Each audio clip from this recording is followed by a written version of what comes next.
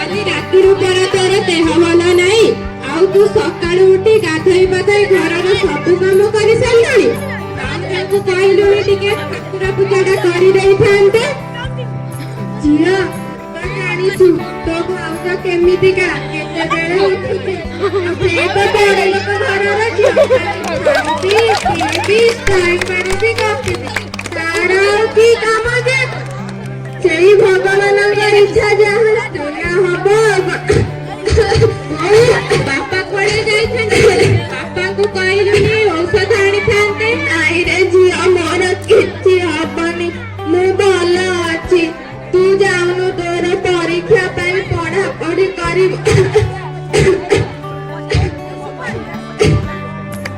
ଏଠି କି ପାଲା ଚାଲିଛି ମା ଝିଅଙ୍କର ମୁଁ ସକାଳୁ ଘଣ୍ଟେ ହେଲାଣି ଉଠିଲିଣି ମତେ ପର୍ଯ୍ୟନ୍ତ କଫି ମିଳିଲାନି। ମୁଁ କହିଥିଲି ମୋ ଡ୍ରେସ୍ ସଫାକୁ ଆଇରନ୍ କରିବାକୁ କରିଥିଲା। ଭାଉଜ ଆଜି ମୋର ପରୀକ୍ଷା ଥିଲା ତ ସେଥିପାଇଁ କରିପାରିଲିନି ଆଜି କରିଦେଲେ ହବନି କି? ତମମାନଙ୍କୁ କିଛି ନ କହିଲେ ତମ ମୁହଁ ବାଢି ଯାଉ ଗୋଟେ ଅକାଳ କୁଷ୍ମାଣ୍ଡକୁ ତ ବାହା ହେଇ ସେ କୋଉ କାମକୁ ଭାଉଜ ଭାଇକୁ ଏମିତି କଣ କହୁଛ? ସେ ପରା ତମ ସ୍ୱାମୀ ଇହକାଳ ପରକାଳର ଦେବତା। କଣ କହୁଛ ଦେବତା ଦେବତା ଭାଇ ଫୋନ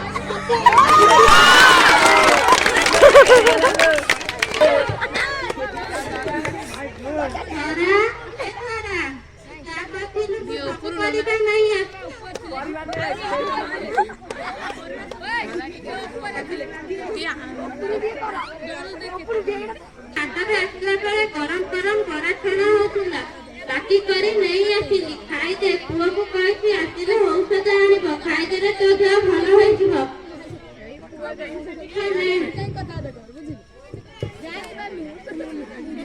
ମୋର ଅଫିସ ଟାଇମ୍ ହେଲାଣି ମୁଁ ଯାଉଛି ମୁଁ ବାହାରେ ଖାଇଦେବି ଆସିଲା ବେଳେ ତମ କଥା ମୁଁ ବୁଝିଦେବି। ଉଠିକି ବସ ବାପା ଗରମ ବରା ସିଙ୍ଗଡ଼ା ଆଣିଛନ୍ତି ଖାଇଦେ ଆସିଲେ ଔଷଧ ଆଣିବ ଖାଇଦେବୁ ତୋ ଦେହ ଜଲ୍ଦି ଭଲ ହେଇଯିବ। ନାଇଲୋ ଝିଅ ମତେ କିଛି ଭଲ ଲାଗୁନି ମୁଁ ଆଉ ବଞ୍ଚିବିନି ଲୋ ଝିଅ।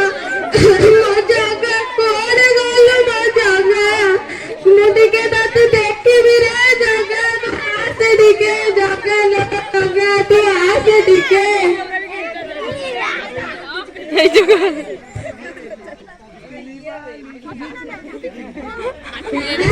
କିଛି ହବ ନାହିଁ ଜଗା ଔଷଧ ନେଇ ଆସୁଥିବ ଡାକ୍ତର ହେଇଥିବ ତୁ ଔଷଧ ଖାଇଲେ ତୋ ଦେହ ଭଲ ହେଇଯିବ। रे जगा तू कुआड़े गलु रे जगा जगा तू कुआड़े गलु ए बहु ई देह कौन सब आइछि बहु कहिने तो भाई मो उड़ांदी बो कोन तो भाई मीठा मीठा का बहुत भला पाऊ आ बापा का कानु काटे फिरी जाइतिला तो आ बापा का भाई कानु छाटी आनिछि ए धारा राती राती किसी कहीं नथि बोली आटे करि दिले नहीं नहीं तो भाई ड्रेस के आनी बहु ए बहु उठु टिके औषध देखा खाई दबु ए बहु उठु भगवान मेरे जगह से हमको छाड़ के बहुत हमको छाड़ के बहुत दूर को चली जाइए से आओ अबे हम पाक को फेरी बनाई उठ लो धरा बहु ए बहु उठ उठ ए बहु उठ बहु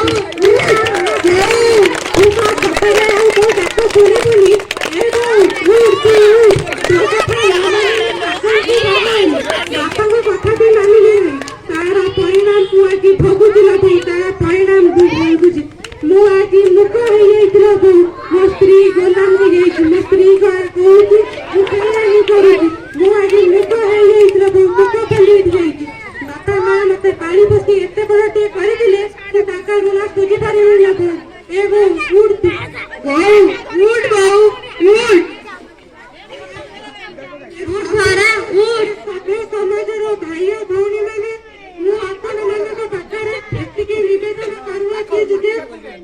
ଏତିକି ନିବେଦନ କରୁଅଛି ଯେ ବାପା ମା ଆମକୁ ପାଳି ପୋଷି ଯେତେ ବଡ କରିଦେଲେ ଆମେ ତାଙ୍କ ଋଣ ସୁଝି ପାରିବା ନାହିଁ। ମୁଁ ଆଜି ବାପା ମାଙ୍କ କଥା ନ ମାନି କାଜଲକୁ ବାହା ହେଇ ତାର ପରିଣାମ ମୁଁ ଆଜି ଭୋଗୁଛି। ବାପା ମା ଜୀବନରେ ଥରେ ମିଳନ୍ତି, ବାପା ମା ହେଉଛନ୍ତି ଆମ ପାଇଁ କହନ୍ତି